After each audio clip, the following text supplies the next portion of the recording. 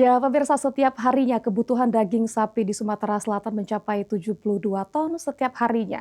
Namun selama bulan Ramadan, kebutuhan daging sapi meningkat sekitar 5% jika dibandingkan dengan hari biasa.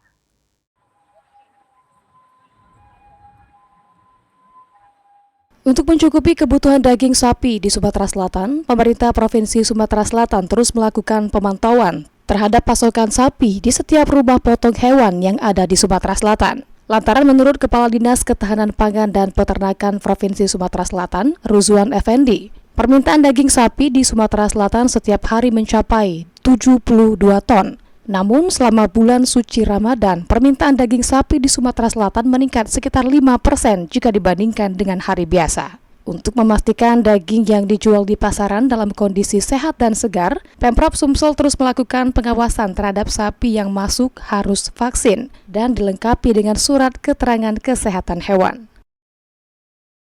Kalau stok kita cukup, tapi ada permintaan akan meningkat dan sudah bukan dipastikan, tapi kemungkinan itu akan ada kenaikan mungkin 5.000 sampai 10.000. Ada mulai pengawasan sapi-sapi yang masuk Pak mungkin?